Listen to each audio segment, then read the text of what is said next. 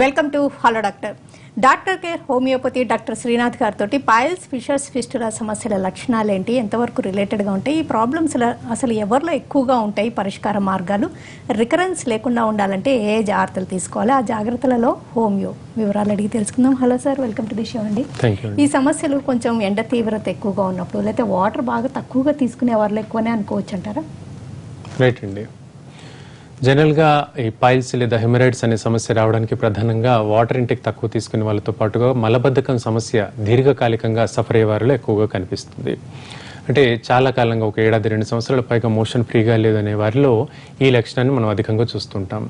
ఈ పైల్స్ని తెలుగులో మొలలు కానీ మెడికల్ పదంగా హెమరాయిడ్స్ అని కూడా చెప్తూ ఉంటారు. ఇవి 2 రకాలుగా ఉంటాయి. ఇంటర్నల్ పైల్స్ అండ్ ఎక్స్టర్నల్ పైల్స్గా చెప్పుకోవచ్చు. ఇంటర్నల్ పైల్స్లో చూసినప్పుడు లోపలి భాగంలో అంటే ఆసనం లోపలి భాగంలో రక్తనాళాలు ఉబ్బడం కానీ, నొప్పి, అలాగే వాపు, దురద లాంటి లక్షణాలు కనిపిస్తూ ఉంటాయి. ఇది సహజంగానే బాగా స్వెల్లింగ్ ఎక్కువగా అయినప్పుడు ఎక్స్టర్నల్ పైల్స్గా కూడా మారుతుంది.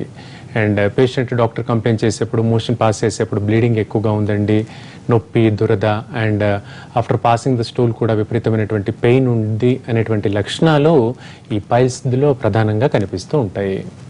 లైఫ్ స్టైల్ చేంజెస్ తోటి లేకపోతే బాగా జాగ్రత్తలు తీసుకుంటే ఈ ప్రాబ్లం నుంచి పర్మనెంట్గా బయటపడడం సాధ్యమేనంటారా?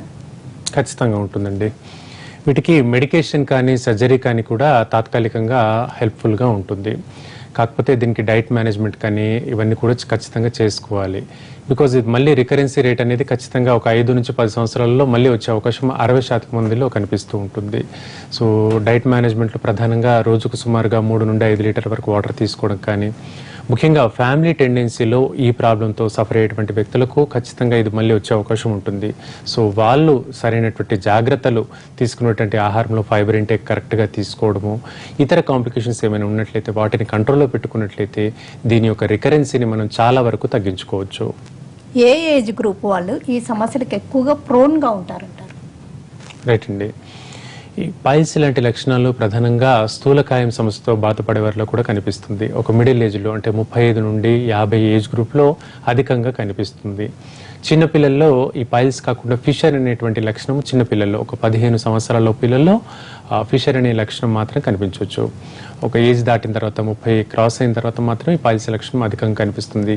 దట్టు ఆల్కహాల్ ఇంటేక్ ఎక్కువగా తీసుకునే వారికి, స్మోకింగ్ చేసేవారిలో, సెడెంటరీ లైఫ్ బాగా అలవాటు ఉండి శారీరక శ్రమ సరిగ్గా లేని వ్యక్తులకు, ఇతరత్ర కొలెస్ట్రాల్ కానీ ఇతర కాంప్లికేషన్స్తో సఫర్ అయ్యే వారికి ఈ పైల్స్ అనేది చాలా మొండిగా మారేటువంటి ప్రమాదం ఉంటుంది. ఎంతవరకు ఈ ప్రాబ్లమ్స్ రిలేటెడ్గా ఉంటాయి అంటారు? రైట్ అండి. ఒకదానికొకటి రిలేటెడ్గా ఉంటాయా? తప్పకుండా అండి. ఈ పైల్స్ లక్షణమే కాకుండా ఫిస్టులా లాంటి లక్షణాలు చాలా దగ్గరగా సిమ్టమ్స్ కనిపిస్తూ ఉంటాయి. అంటే ఫిస్టులా లాంటి లక్షణాల్లో మోషన్ పాస్ చేసేప్పుడు అక్కడ భాగం కాకుండా ఇంకో చోట చిన్నగా కురుపులాగా ఏర్పడి అందులోంచి బ్లీడింగ్ అవ్వడం కానీ, చీములాగా డిశ్చార్జ్ అవ్వడం కానీ మనం చూస్తూ ఉంటాం. అది కూడా నొప్పిగా ఉండడము, దురద, మంట లక్షణాలు అనేవి ఈ ఫిస్టులాలో ప్రధానంగా కనిపిస్తాయి. సో ఇదేంటంటే ఆ మోషన్కి వెళ్ళే భాగం కాకుండా ఇంకో చోట కురుపులాగా ఏర్పడే సన్నటి ట్రాక్ ఏర్పడుతూ ఉంటుంది. దాని గుండా ఈ డిశ్చార్జ్ అనేది కంటిన్యూస్గా, ఊజింగ్ అనేది కంటిన్యూస్గా అవుతుంది. దురద, మంట, కొన్ని సందర్భాల్లో అది జ్వరం కానీ, విపరీతమైన అలసట, ఒళ్ళు నొప్పులు, కాళ్ళు లాగడం లాంటి లక్షణాలు కూడా కనిపిస్తాయి. డాక్టర్కి ఎక్స్ప్లెయిన్ చేసుకునేందుకు సంకోచించో లేదా సోషల్గా ఇబ్బందిగా ఫీల్ అయ్యో దీన్ని వెంటనే డాక్టర్కి ఎక్స్ప్రెస్ చేయరు. తద్వారా అది కాంప్లికేషన్కి కూడా దారితీస్తుంది. రక్తహీనత కానీ, హైపోవాల్యూమిక్ షాక్కి కానీ కాంప్లికేషన్గా మారే ప్రమాదం కూడా ఇందులో మనం చూడొచ్చు. ప్రసాద్ గారు కాల్. ప్రసాద్ గారు నమస్తే అండి. నమస్తే ప్రసాద్ గారు, మీ క్వశ్చన్ అడగండి. డాక్టర్ గారు నమస్తే అండి. నాకు మీతో వ్యక్తిగతంగా ఏమీ లేదు. హోమియోపతి వలన ఏదైనా ఒకటి తగ్గింది అని ఎవరైనా ప్రూవ్ చేయగలిగితే వాళ్ళు ఒకసారి కూర్చోబెట్టి చూపించి నాకు నా జన్మదినం చేయండి. మా నాన్నగారు. అలాగేనండి. రైట్ అండి. మీది రీసెర్చ్ రిలేటెడ్గా కాల్ చేసినట్టున్నారు. దానికి సంబంధించి రీసెర్చ్ మీకు సపరేట్గా ఉంటుంది. కింద స్క్రోల్ అయిన నంబర్ కాల్ చేసి డాక్టర్ గారిని సంప్రదించండి, దానికి సంబంధించిన వివరాలు చెప్తారు. అలాంటి ఇలా డౌట్స్ ఉన్న వాళ్ళకి కౌన్సిలింగ్ కానీ లేకపోతే మీ టెస్టిమోనియల్స్ చూపించడం జరుగుతుంది అంటారా? రైట్ అండి. యాక్చువల్గా వీటికి సంబంధించినటువంటి టెస్ట్ మోడ్స్ కానీ ఏవైనా కూడా ప్రూవ్ చూపించాల్సిన అవసరం లేదు. బికాజ్ డాక్టర్స్ అందరూ కూడా మెడికల్ కాలేజ్కి వెళ్ళి చదువుకొని ప్రాక్టీస్ చేసేటువంటి వ్యక్తులు కాబట్టి కేసెస్లో ఎవరికైనా ఉంటుంది హెచ్చు తగ్గులు అనేవి. ఆ శారీరక తత్వాన్ని బట్టి ఉంటుంది, ఉండే కాంప్లికేషన్ని బట్టి ఉంటుంది. ఇతర సమస్యలతో సతమతమవుతున్నప్పుడు వచ్చేటువంటి కాంప్లికేషన్ పరంగా ఈ లక్షణం అనేది ప్రధానంగా కనిపిస్తుంది. సో వీటికి సంబంధించి మనం చూసినప్పుడు లైక్ డయాబెటీస్ సుమారుగా 300 రేంజ్ 250 రేంజ్లో ఉన్నట్లయితే ఇది మొండిగా మారేటువంటి ప్రమాదం ఉంటుంది. సో వ్యక్తి వీటిని కన్సిడర్ చేసుకోవాలి ముందుగా. అవి కంట్రోల్లో ఉన్నప్పుడు మాత్రమే ఈ కంప్లైంట్ అనేది కంట్రోల్లో ఉంటుంది. రాంబాబు గారు కాల్. రాంబాబు గారు హలో. రాంబాబు గారు నమస్తే. అవునమ్మా, నా పేరు రాంబాబు అమ్మా. నాకు 2 సంవత్సరాలు బట్టి ఇష్టలా వస్తుంది పోతుంది. ఎక్కువ బండి మీద తిరిగిన బస్ సీట్ లో కూర్చున్న నొప్పి రావడం, నొప్పి వచ్చిన తర్వాత అది గడ్డ కింద ఉండడం, ఏదైనా నిప్పు కిల్లర్ చేస్తున్నప్పుడు ఆ చిరిగిపోయి కారిపోవడం, ఒకసారి బయట కనపడుతుంది, ఒకసారి లోపల కనపడుతుంది. దీనికి శాశ్వతంగా పరిష్కారం ఉందమ్మా? తప్పకుండా అండి. రాంబాబు గారు ఇప్పటివరకు డాక్టర్ని కలిసారా? ఈ ప్రైవేట్ మెడికల్ స్టోర్ లో చూపిస్తాను సార్. ఓకే, ఏమన్నారు అక్కడ డాక్టర్ గారు ఏమన్నారు? ఇష్టంగా ఇది వేడి చేస్తే వస్తుంది, ఫుడ్ కంట్రోల్ చేసుకోవాలన్నారు అండి. రైట్ అండి రాంబాబు గారు, దాని గురించి చెప్తాను.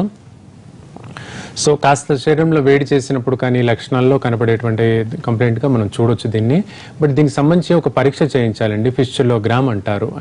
అంటే ఇందులో ఎంత మేర మీకు ఆ ట్రాక్ట్ ఏర్పడి ఉంది అంటే సన్నటి లైక్ ఒక ట్రాక్ట్ అనేది ఒక సన్నటి పేగులాగా ఏర్పడినటువంటి మలద్వారం నుంచి ఏర్పడినటువంటి భాగం ఎంత మేర ఉందని తెలుసుకునేందుకు ఫిస్చులోగ్రామ్ అనేటువంటి పరీక్ష చేస్తారు. దాంట్లో ఈ కండిషన్ ఎంత మేర ఉంది, ఏమైనా కాంప్లికేషన్స్ ఉన్నాయని తెలుసుకోవచ్చు. చాలా మందిలో లైక్ రెక్టల్ పాలిప్ వల్ల అంటే మలద్వారం లోపలి భాగంలో చిన్నగా కణితి ఏర్పడినప్పుడు కూడా ఈ లక్షణం బాగా మొండిగా మారుతుంది. సో ఈ కణితిని గుర్తించకుండా దాన్ని కేవలం మలబద్ధకంగా మాత్రమే పరిగణలో చూస్తుంటాం. అలా కాకుండా కొలోనోస్కోపీ కానీ ఫిస్చులోగ్రామ్ అనేటువంటి పరీక్షలు చేయించినట్లయితేనే అది ఎంత మేరుందని తెలుస్తుంది. సో మీ విషయానికి ఏంటంటే ఈ పరీక్ష చేయించండి, ఆ తర్వాత హోమియోపతి మందులు కొంతకాలం పాటు వాడండి, ప్రాబ్లం తగ్గుతుంది. వేడి చేయడం అంటే నథింగ్ బట్ వాటర్ ఇంటేక్ లేదా పీచు పదార్థాలు తక్కువ తీసుకోవడం అని అర్థం చేసుకోవచ్చు కదండి. రైట్ అండి. సో వీటిలో మోషన్ మలబద్ధకం ఎక్కువగా ఉండడము, లైక్ యూరిన్ పాస్ చేసేప్పుడు మంట లాంటి లక్షణాలు ఉండడము, డీహైడ్రేషన్ తాలూకు లక్షణాలు ఉండడం, ఒళ్ళు తొందరగా బలహీనతకు తొందరగా అలసిపోవడం లాంటి లక్షణాలు కనిపించడం మనకు ఈ కండిషన్గా మనం చెప్పుకోవచ్చు. ఒక వాల్యూమిక్ షాక్గా మనం చెప్పుకోవచ్చు. అంటే శరీరానికి సంబంధించినటువంటి సరైన మోతాదు వాటర్ అందనప్పుడు ఈ లక్షణాలు కనిపిస్తూ ఉంటాయి. దాన్ని మనం వాడుక భాషలో వేడి చేస్తుందని ఇతర కంప్లైంట్స్లో మనం చెప్పుకోవచ్చు. ఇరిటబుల్ బౌల్ సిండ్రోమ్ కానీ ఇన్ఫ్లమేటరీ బౌల్ సిండ్రోమ్ ఇలాంటి వాటికి లేకపోతే కాన్స్టిపేషన్ ఇవన్నీ ఈ పైల్స్ ఫిషర్స్ ఫిస్టులకి బాగా దారితీస్తాయి అంటారు కదా, ఎందుకని? రైట్ అండి.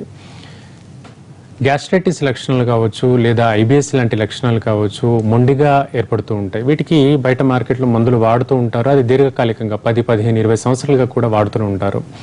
ఎలా అయితే మనం షుగర్కి బీపీకి మాత్రలు వాడినప్పుడు దీర్ఘకాలికంగా వాడుతుంటారో అలా బయట వీటికి మాత్రలు కంటిన్యూస్గా వాడుతుంటారు. అలా కాకుండా హోమియోపతి మందులు వాడినట్లయితే ఐబిఎస్ లాంటి లక్షణాలు కూడా చాలా వరకు కంట్రోల్లో ఉండొచ్చు.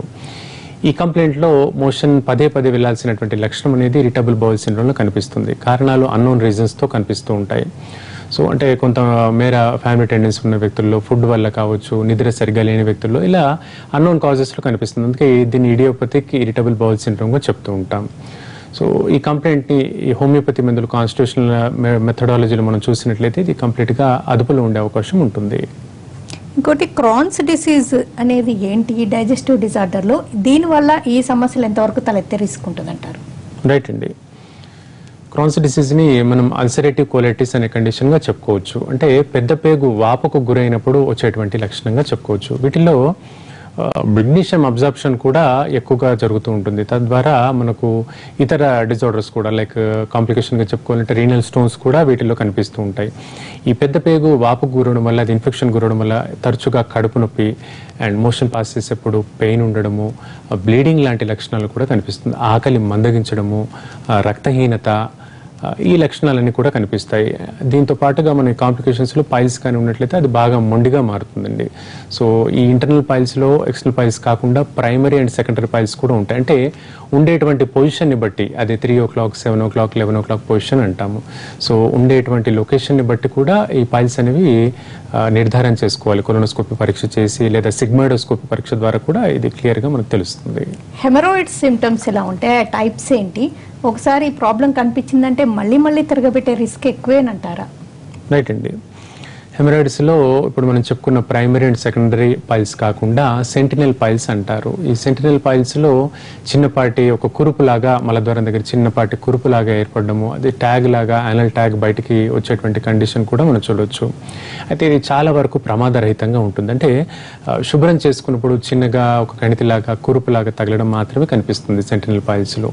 వేరాజ్ ఇంటర్నల్ పైల్స్ కానీ ఎక్స్టర్నల్ పైల్స్ కానీ కంటిన్యూస్ బ్లీడింగ్ ఉండడం, విపరీతమైన మంట, దురద లక్షణాలు, జర్నీ చేయాలన్నా ఇబ్బంది, ఎక్కువసేపు కూర్చోవాలన్న ఇబ్బంది, ఈ లక్షణాలు కనిపిస్తుంటాయి. అండ్ చాలా మందిలో ముందు రోజు కానీ డైట్లో ఒక లైక్ మసాలా ఐటమ్స్ తీసుకున్నా కానీ, హార్డ్ ఫుడ్ నాన్ వెజ్ కానీ తీసుకున్న తర్వాత కానీ మోషన్ పాస్ చేయడం కూడా చాలా పెయిన్ఫుల్గా మారుతూ ఉంటుంది. ఈ రకమైన కాంప్లికేషన్స్ అన్నీ కూడా హెమరాయిడ్స్లో మనకు కనిపిస్తూ ఉంటాయి. శ్రీనివాస్ గారు కాల్. శ్రీనివాస్ గారు. Hello madam. శ్రీనివాస్ గారు చెప్పండి. అదే మాకు హెడేక్ వస్తుంది మేడం. వన్ సైడ్ హెడేక్ వచ్చి బెడ్ హెడేక్ అయినప్పుడు వామిటింగ్స్ అవుతుంది.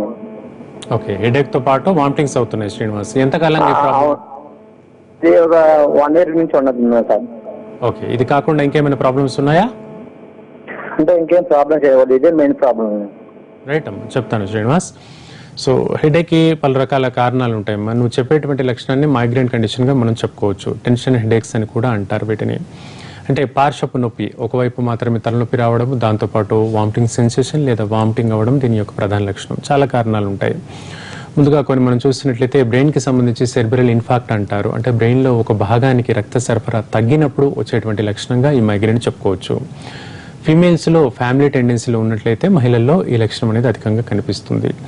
సాధారణ రక్తహీనత సమస్యతో బాధపడేప్పుడు, కంటి చూపు సమస్యలు ఉన్నప్పుడు, విటమిన్ ఏ లోపం వల్ల, పోషకాహార లోపం వల్ల, వేళకు భోంచేయకపోవడం వల్ల, జర్నీస్ పడకపోవడం వల్ల ఈ హెడేక్ అనేది రావచ్చు. ఇవి కాకుండా చాలా కారణాలు ఉంటాయి. అంటే మెడికల్గా ఎక్స్ప్లెనేషన్ ఉంటుందమ్మా.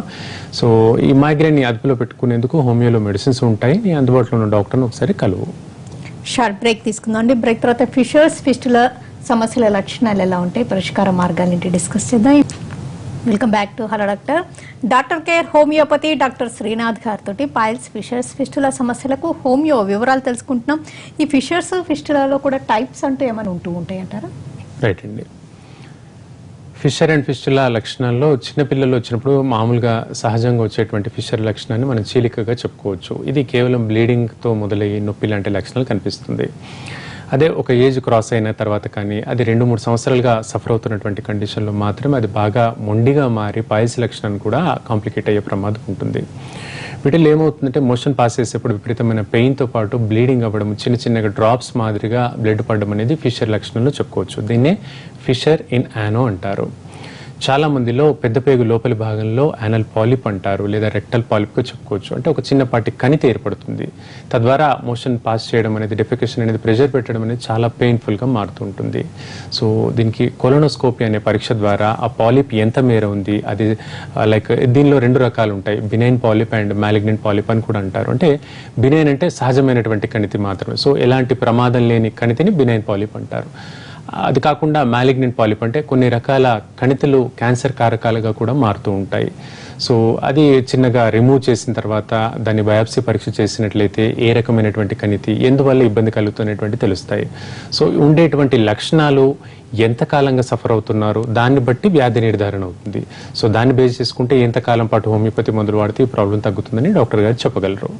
హోమియోతో పాటు ఈ ప్రాబ్లమ్స్కి దూరంగా ఉండడానికి ఏమైనా టిప్స్ చెప్పడం జరుగుతుందా, లేకపోతే ఆహార పదార్థాల్లో కూడా ఏమన్నా తినాల్సినవి, తినకూడనివి అంటే ఏమన్నా ఉంటూ ఉంటాయా? రైట్ అండి. సో దీనికి లైక్ డయాబెటీస్ లాగే ఈ మందులు ఏవి వాడినప్పటికీ కూడా డైట్ ఖచ్చితంగా కంట్రోల్ పెట్టుకోవాల్సిన అవసరం ఉంటుంది. ముఖ్యంగా లైక్ మసాలా ఐటమ్స్ కావచ్చు, ఆల్కహాల్ని తగ్గించడం కానీ, స్మోకింగ్ తగ్గించడము, అండ్ వాటర్ ఇంటేక్ బాగా పెంచడము, ప్రతిరోజు వాకింగ్ కానీ చేసుకోవడం, ఫిజికల్ యాక్టివిటీ ఉండేలా చూసుకోవడము, ఇవి ఖచ్చితంగా చేసుకోవాలి. లేని పక్షంలో ఇది బాగా ముదిరి అండ్ కాంప్లికేషన్గా కూడా మారుతుంటుంది. బికాస్ హిమోగ్లోబిన్ సాధారణ స్థాయి కంటే పడిపోయి 6 లేదా 8 గ్రామ్% వరకు కూడా పడేటువంటి అవకాశం దీనికి మనం చూస్తూ ఉంటాం. సో ఈ కాంప్లికేషన్ వల్ల బ్రెయిన్కి కూడా రక్త సరఫరా తగ్గడము అండ్ ఇతర కాంప్లికేషన్స్, హార్ట్ పైన కూడా ఒత్తిడి పడేటువంటి అవకాశం పైల్స్లో కనిపిస్తుంది. సో వీటికి అంటే బ్లీడింగ్ వెళ్తుంది, మోషన్ పాస్ చేసేప్పుడు బ్లీడింగ్ వెళ్తుంది అన్నప్పుడు మాత్రం దాన్ని అశ్రద్ధ చేయకుండా డాక్టర్ని కలిసి దానికి సంబంధించినటువంటి ట్రీట్మెంట్ తీసుకోవాలి. స్త్రీలైనా పురుషులైనా ఎనీమిక్గా ఉన్నప్పుడు ఈ ప్రాబ్లమ్స్ కూడా కారణం కావచ్చు అంటారా రక్తహీనతకి? రైట్ అండి. రక్తహీనతలో ఇది వన్ ఆఫ్ ద రీజన్గా చెప్పుకోవచ్చు. కొన్ని కారణాలు మాట్లాడుకుందాం. రక్తహీనతకు పోషకాహార లోపం వల్ల చాలా ఎక్కువ మందిలో, ఇండియాలో ఎక్కువ మందిలో ఈ రక్తహీనత అనేది కనిపిస్తుంది. ఇది కాకుండా ఫిమేల్స్లో మెన్స్ట్రువల్ డిజార్డర్స్ పరంగా అంటే పీరియడ్ సంబంధించినటువంటి ఇబ్బందుల మూలంగా కూడా ఈ రక్తహీనత ఏర్పడుతుంది. ఇవి 2 ప్రధాన కారణాలు. ఇది కాకుండా 3వ కారణమే ఈ పైల్స్ లక్షణం కానీ ఫిషర్ లక్షణంగా చెప్పుకోవచ్చు. అంటే ఈ బ్లీడింగ్ కంటిన్యూస్గా అవుతున్నప్పుడు కూడా డాక్టర్ గారిని కలిసి చెప్పుకునేందుకు హెసిటేట్ అవ్వడము, కాస్త నామోషిగా సిగ్గుగా ఫీల్ అవ్వడం వల్ల అది చెప్పుకోరు. తద్వారా అది కాంప్లికేషన్ అవుతుంది. బాగా ముదిరిన తర్వాత, బాగా సిక్ అయిన తర్వాత, జ్వరం ఉందే డాక్టర్ని కన్సల్ట్ చేసినప్పుడు డాక్టర్ అడిగే ప్రశ్నల్లో ఈ లక్షణం అనేది చాలా మందిలో చెప్తూ ఉంటారు. సో అలా కాకుండా ఇనిషియల్ స్టేజెస్లో ఉన్నప్పుడు డాక్టర్ని కలిసి ఇలా సిగ్గులాగా భావించకుండా ఎక్స్ప్రెస్ చేసినట్లయితే దానికి సంబంధించినటువంటి మెడిసిన్ పడితే కాంప్లికేషన్ అనేది చాలా తగ్గుతుంది. బికాస్ హైపర్ టెన్షన్ కానీ డయాబెటీస్తో బాధపడే వారిలో ఇది చాలా మొండిగా మారి ప్రాణాంతకంగా కూడా మారే ప్రమాదం కనిపిస్తుంది. భవానీ గారు కాల్. భవానీ గారు చెప్పండి. నమస్తే భవానీ గారు, చెప్పండి మీ క్వశ్చన్ అడగండి. నాకు 5 సంవత్సరాల నుంచి పైల్స్ ఉందండి. కానీ చెప్పమ్మా, వింటున్నాను, చెప్పండి. 2 సర్జరీలు అయినాయండి. ఓకే. కానీ అది ఇప్పుడు బ్లీడింగ్ గట్రా అవ్వడం లేదు కానండి, అప్పుడప్పుడు నొప్పి కింద వస్తూ ఉంటది. ఓకే. కానీ చూపించుకోవడానికి భయపడి వెళ్ళడం లేదండి. కానీ చాలా ఇబ్బందిగా ఉన్నట్టు ఉంటుంది. అంటే నొప్పి మాత్రమే ఉందమ్మా ఇప్పుడు? నొప్పి గట్రా ఏమీ లేదండి, బ్లీడింగ్ అవ్వడం లేదు, నొప్పి రావడం లేదండి. ఓకే, మరి ఏం అడగదలుచుకున్నారు మీరు? నొప్పి లేదు, బ్లీడింగ్ లేదు, ఏమా? అసలు దాని గురించి తెలుసుకున్నాను. హాస్పిటల్కి వెళ్ళి చూపించుకోవాలండి లేదంటే అది తప్పకుండా అమ్మా భవానీ గారు చెప్తాను. సో మీ విషయంలో అంటే నొప్పి లేదు, బ్లీడింగ్ కూడా లేదన్నప్పుడు దాన్ని మీరు అశ్రద్ధ చేయొచ్చమ్మా. బికాజ్ చాలా వరకు ఇప్పుడు మనం ఇదివరకు ఎక్స్ప్లెనేషన్ ముందు సెంటినల్ పైల్ అని చెప్పాను. అంటే ఒక రకమైనటువంటి పైల్స్ కండిషన్. వీటిలో చిన్నపాటి మాంసం ముద్దలాగా, ఒక కురుపులాగా మలద్వారం దగ్గర బయటికి ఏర్పడుతుందని చెప్పుకున్నాం. అలాంటి లక్షణం అమ్మనిది. సో దీంట్లో ఎలాంటి లక్షణాలు కనపడవు. నొప్పి, దురద, మంట, ఈ లక్షణాలు ఏవి లేవు. సో నీకు ఎటువంటి పరీక్షలు కానీ ఏం అక్కర్లేదు. పెయిన్ అనిపిస్తుంది, కంటిన్యూస్గా పెయిన్ అనిపిస్తుంది, వారానికి 2-3 సార్లు అయినా బ్లడ్ పడుతుందండి. ఈ లక్షణాలు ఉన్నప్పుడు మాత్రమే నువ్వు డాక్టర్ని కలిసి పరీక్ష చేయించుకో. తీసుకున్నటువంటి ఫుడ్లో వెజిటబుల్స్ కరెక్ట్గా బ్యాలెన్స్ చేసుకో, మలబద్ధకం లక్షణం ఉండకుండా చూసుకో. ఈ చేసుకుంటూ సపోర్ట్గా ఎప్పుడైనా పెయిన్ అనిపించినప్పుడు హోమియోపతి మందులు వాడు తగ్గుతుంది. నిద్రలేమి, స్ట్రెస్ వల్ల ఈ ప్రాబ్లమ్స్ ఏమన్నా తలెత్తిరిసుకుంటుందంటారా? రైట్ అండి. ఇప్పుడు లైఫ్ స్టైల్ డిజార్డర్లో చెప్పుకునే లక్షణాల్లో ఈ పైల్స్, సైనసైటిస్ కావచ్చు, థైరాయిడ్ లక్షణాలు అధికంగా కనిపిస్తూ ఉంటాయి. అందులో భాగంగా ఈ పైల్స్ లక్షణం కూడా నిద్రలేమి వల్ల, అధికంగా నైట్ డ్యూటీ చేసేటువంటి వ్యక్తులు, ఇర్రెగ్యులర్ బోవెల్ హ్యాబిట్స్ ఉండేటువంటి వ్యక్తులు, ఇర్రెగ్యులర్ డైట్ హ్యాబిట్స్ ఉండేటువంటి వ్యక్తులు కూడా ఈ లక్షణం కనిపిస్తుంది. అంటే వేళకు భోజనం చేయకపోయినా, వేళకు నిద్రపోకపోయినా ఇది ప్రధానంగా కనిపిస్తుంది. బికాస్ డైజెషన్ అనేది బాగా స్లగిష్గా అవుతుంది. ఇప్పుడు మనం భోజనం చేసిన తర్వాత కొంచెం పేగుల కదలికల శబ్దం అనేది మనకు వినిపిస్తుంది. ఇది సహజమైనటువంటి శబ్దం. సో ఇలా మూమెంట్ అనేది మనకు వినిపించినప్పుడే బోవెల్ మూమెంట్స్ అంటారు వీటిని. సో అది సహజంగా డైజెషన్ సక్రమంగా అవుతుంది అని అర్థం. ఎప్పుడైతే మనం అర్ధరాత్రి వేళల్లో భోజనం చేయడం కానీ, నైట్ డ్యూటీస్ ఉండడం వల్ల బాగా ఇర్రెగ్యులర్గా ఫుడ్ తీసుకున్నప్పుడు ఈ బోవెల్ మూమెంట్స్ అనేవి క్లియర్గా అవ్వవు. తద్వారా మలబద్ధకం దారితీస్తుంది. దాని నుంచి ఈ పైల్స్ కానీ, ఫిషర్ కానీ వస్తుంది. ముఖ్యంగా ఇది స్థూలకాయం, ఉండాల్సిన వెయిట్ కంటే 10 కిలోల వరకు ఎక్కువగా ఉండేవారిలో ఇది చాలా ఎక్కువగా బాధిస్తుంది. ఇలాంటి మేజర్ ఫ్యాక్టర్స్తో పాటు వాళ్ళు డ్రెస్సింగ్ కానీ, వాళ్ళు చేసే ప్రొఫెషన్ ఎక్కువ సిట్టింగ్ జాబ్స్ ఉండడం, వేడి ప్రదేశాల్లో ఎక్కువగా ఉండడం, ఇలాంటివి కూడా, లేకపోతే డ్రైవింగ్ లాంటివి, ట్రావెలింగ్ లాంటివి ఎక్కువ ఉన్నా కూడా ఈ సమస్యలు ఎక్కువగా తలెత్తేసుకుంటుందంటారు? ఖచ్చితంగా ఉంటుందండి. ముఖ్యంగా ఎక్కువ పని గంటలు కూర్చొని చేసేటువంటి వ్యక్తులకు ఈ లక్షణం చాలా ఎక్కువ కనిపిస్తుంది. 60-70% మందిలో ఈ లక్షణం కనిపిస్తుంది. ఉదయం ముఖ్యంగా ఏదైనా బిజినెస్ పర్పస్ ఉండేటువంటి వ్యక్తులకు ఉదయం నుంచి సాయంత్రం వరకు కంటిన్యూస్గా కూర్చోవడం వల్ల ఆ భాగానికి రక్త సరఫరా సరిగ్గా జరగకపోవడము, శారీరక శ్రమ లేకపోవడం వల్ల కూడా ఇది మొండిగా మారే ప్రమాదం ఉంటుంది. ఈ పైల్స్లో మనం చెప్పుకున్నటువంటి ఇంటర్నల్ పైల్స్లో 3 o'clock 7 o'clock పొజిషన్స్ గురించి చెప్పుకున్నాం. అంటే మలద్వారం దగ్గర ఎక్కడైతే రక్తనాళాలు ఉబ్బెత్తుగా మారుతాయో అది వాచ్ ముళ్ళులో 3, 6, 9 అంకెల దగ్గర ఉండేటువంటి లక్షణంగా మనం చూసుకోవచ్చు. అవి బాగా ముదరడం వల్ల బ్లీడింగ్ అధికంగా అవుతుంది. అందుకే కంటిన్యూస్గా కూర్చొని వర్క్ చేసేటువంటి వ్యక్తులు ఎవరైనా కూడా ఒక గంటకు కానీ గంటన్నరకు కానీ లేచి కాస్త నడిచి వాటర్ తీసుకొని చెప్తుంటారు. వీటిని ఎర్గానమిక్ స్టడీస్ అని కూడా చెప్తుంటారు. ఈ రకమైన మేనేజ్మెంట్ అనేది ఈ సిట్టింగ్ పోస్చర్ ఎక్కువగా ఉండేటువంటి వ్యక్తులు ఖచ్చితంగా చేయాలి. వెంకటేశ్వరరావు గారు కాల్. వెంకటేశ్వరరావు గారు నమస్తే అండి. నమస్తే, చెప్పండి. హలో హలో వెంకటేశ్వరరావు గారు వింటున్నారు, చెప్పండి. డాక్టర్ గారు నమస్తే సార్. మీరండి బాగా ఫేవరెట్ సార్ నేను మీకు. చెప్పండి సార్, ఇప్పుడు బాబుకి అల్సరేటివ్ కొలైటిస్ వచ్చిందండి, అది క్యూర్ అవుద్దా అండి? కారణాలు ఎంత సార్? బాబు వయసు ఎంత అండి? బాబు వయసు 18 సంవత్సరాలండి. 18. ఇది కాకుండా ఇతర లక్షణాలు ఏమైనా ఉన్నాయా? లేవు సార్. 2 years అయింది సార్. వచ్చి క్యూర్ అవుద్దంటారు సార్? తప్పకుండా చెప్తాను. ఆహార అలవాట్లు చెప్తారు సార్ కొంచెం? ప్రజెంట్ బాబు యొక్క లక్షణాలు ఏమైనా ఉంటే చెప్పండి, ఏమైనా ఇబ్బందులు అతని పరంగా? లక్షణాలు సార్, ఇప్పుడు బాబుకి 5-6 సార్లు మోషన్స్, బ్లడ్ మోషన్స్ అయిపోతాయండి. ఓకే. డైలీ బ్లడ్ మోషన్స్ అవుతుంది సార్ 5-6. ఓకే. దాంతో పాటు ఏమైనా ఇబ్బంది ఇంకా ఇబ్బంది ఏంటి సార్? అదే సార్, బ్లడ్ పడిపోద్ది, బ్లీడింగ్ పడిపోద్ది. రైట్. ఏమైనా మెడిసిన్స్ వాడుతున్నారా ఇప్పుడు? కొంచెం ఇంగ్లీష్ వాడుతున్నాం సార్. హోమియోపతి స్టార్ట్ చేసాం సార్ ఏలూరులో. కొంచెం అది ఏంటి సార్, క్యూర్ అవుద్దంటారా సార్ బాబుకి? ఏంటి సార్ ఇంకా? చెప్తానండి వెంకటేశ్వరరావు గారు, చెప్తాను. సో ఇదివరకు మనం అల్సరేటివ్ కోలైటిస్ గురించి మాట్లాడుకున్నాం. అంటే పెద్ద పేగు వాపుకు గురవడము, లోపలి భాగంలో ఒక పుండు ఏర్పడడం, అంటే అల్సర్ అనేటువంటి కండిషన్ కూడా ఏర్పడుతుంది. లోపల పేగు లోపలి భాగం పొర బాగా దెబ్బతిన్నప్పుడు అది పుండుగా మారి అందు నుంచి బ్లీడింగ్ అవ్వడం, పర్ఫరేషన్గా ఏర్పడుతుంది. దాని నుంచి బ్లీడింగ్ అవ్వడం అని చూస్తాం. దాంతోపాటు పెద్ద పేగు వాపు గురవడం. దీన్ని సైకోసోమాటిక్ లక్షణంగా చెప్పుకోవచ్చండి. ముఖ్యంగా యుక్త వయసు పిల్లల్లో ఈ లక్షణం రావడానికి విపరీతమైనటువంటి స్ట్రెస్, అంటే చదువు పరంగా కానివ్వండి, ఆలోచన పరంగా కానివ్వండి, ఎక్కువగా స్ట్రెస్ తీసుకున్నటువంటి పిల్లలు, ముఖ్యంగా లైక్ పేరెంట్స్కి దూరంగా ఉంటూ, హాస్టల్లో ఉంటూ, లైక్ ఏదైనా టార్గెట్ పరంగా ఐఐటి అనో ఇంకేదైనా టార్గెట్ చేసుకుని ఎక్కువగా స్ట్రెస్ గురయ్యేటువంటి పిల్లల్లో ఈ లక్షణాలు ఈ మధ్యకాలంలో ఎక్కువగా చూస్తున్నాం. ఈ అల్సరేటివ్ కోలైటిస్ కానీ ఐబిఎస్ కానీ చూస్తుంటాం. దీనిలో బ్లీడింగ్ కంటిన్యూస్గా మోషన్ పాస్ అయ్యేప్పుడు బ్లీడింగ్తో పాటు విపరీతమైనటువంటి కడుపు నొప్పి, గ్యాస్ ట్రబుల్, హెడేక్, నీరసము, ఏకాగ్రత బాగా తగ్గడం ఈ ఏజ్ పిల్లల్లో కనిపిస్తుంది. సో వీటికి మీరు ఇంగ్లీష్ మందులు వాడుతూ కాస్త కంట్రోల్ చేస్తున్నా అంటున్నారు. సపోర్టివ్గా హోమియో స్టార్ట్ చేస్తానంటున్నారు. వాడండి. కంటిన్యూస్గా వాడడం వల్ల ఒక ఫ్యూ మంత్స్లో, ఒక 4 నుంచి 5-6 నెలల పాటు మీరు కంటిన్యూస్గా వాడితే ఇది 90% వరకు కంట్రోల్లో ఉంటుంది. మిగతా 10% మీ చేతుల్లో ఉంది. డైట్ మేనేజ్మెంట్, స్ట్రెస్ని కంట్రోల్లో పెట్టుకున్నట్లయితే ఆ 10% కూడా తగ్గి మొత్తంగా సంపూర్ణంగా తగ్గే అవకాశం ఉంటుంది. ఈ పైల్స్, ఫిషర్స్, ఫిస్టులా ఉన్నప్పుడు వాటికి స్టేజెస్ ని బట్టి ట్రీట్మెంట్స్ ఉంటుంటాయి. ఒకసారి సర్జికల్ ఇంటర్వెన్షన్ అవసరం అవుతుంది. అవునండి. అప్పుడు హోమియో అవాయిడ్ చేయడమే బెటర్ అంటారా? ఖచ్చితంగా అండి. సో బ్లీడింగ్ చాలా నాలుగా అవుతుంది, కంటిన్యూస్గా ప్రతి మోషన్ పాస్ చేసిన ప్రతిసారి బ్లీడింగ్ అవుతుంది అన్నప్పుడు ఖచ్చితంగా వాటికి కన్వెన్షనల్ ట్రీట్మెంట్ తీసుకోవాలి. వాటిలో సర్జరీ లాంటిది మనం చెప్పుకోవచ్చు. అలా మేజర్గా లేనప్పుడు చాలా వరకు, అంటే సుమారుగా 75% మేర పైల్స్ కంప్లైంట్స్ అన్నీ కూడా మెడికల్ మేనేజ్మెంట్తోనే తగ్గుతాయి. ఒక 20% వరకు మాత్రమే సర్జరీ అనేది అవసరం పడుతుంది. ఈ 75%లో మనం ఏ డాక్టర్ని ఎక్కడ కలిసినా కూడా మందులే ఇస్తారు. ముందుగా మందులు కానీ, ఆయింట్మెంట్ కానీ, డైట్ మేనేజ్ చేయమని చెప్తారు. సో ఇలా 70 to 80% పీపుల్కి కేవలం మందులతోనే తగ్గుతుంది.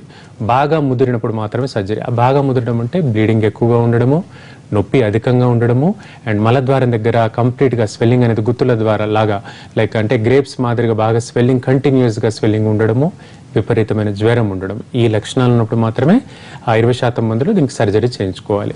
మిగతా అందరిలో కూడా హోమియోపతి మెడికల్ మేనేజ్మెంట్తోనే బాగా కంట్రోల్లో ఉంటుంది. ఎంతకాలం మెడిసిన్స్ వాడాల్సి ఉంటుంది? రైట్ అండి. ఉండేటువంటి లక్షణాల్లో మనం చెప్పుకున్నప్పుడు internal piles and external piles అనుకున్నాం. వీటికి ఒక సుమారుగా 1 నెల నుండి 3 నెలల వ్యవధి పాటు కంటిన్యూస్గా వాడినట్లయితే ఈ పైల్స్ పూర్తిగా అదుపులో ఉంటాయి. అండ్ ఫైనల్గా డాక్టర్ గారు చెప్పినటువంటి డైట్ మేనేజ్మెంట్ చేసుకోవాలి. ఈ డైట్ మేనేజ్మెంట్ ఒక 15 రోజుల నుంచి 1 మంత్ వరకు డాక్టర్ చెప్తారు పర్యవేక్షణలో. ఆ తర్వాత మనమే స్వయంగా దాన్ని మెడికల్ మేనేజ్మెంట్తో పాటు డైట్ మేనేజ్మెంట్ చేసుకుంటే భవిష్యత్తులో ఇది కాంప్లికేట్ కాకుండా పూర్తిగా నివారించుకోవచ్చు. సో ఆన్ అండ్ యావరేజ్ చెప్పాలనుకున్న ఒక 3 నుంచి 4 నెలలు, at the max of 5 months కల్లా ఇది ప్రాబ్లం చాలా వరకు అదుపులో వస్తుంది. ఎవరిలోనైనా రిజల్ట్స్ లేకపోవడం కానీ లేకపోతే మెడిసిన్స్ పడకపోవడం అంటూ అట్లా ఏమన్నా ఉంటుందంటారు? రైట్ అండి. లైక్ మనం ఇంగ్లీష్ మందుల్లో కానీ చూసినప్పుడు డ్రగ్ ఎలర్జీ రియాక్షన్స్ అనేవి చూస్తుంటాం. అంటే పలానా మందు వాడిన తర్వాత దురదలు వచ్చాయండి, పలానా మందు వాడిన తర్వాత కళ్ళు తిరుగుతున్నాయి అనేటువంటి లక్షణాలు మనం చూస్తుంటాం.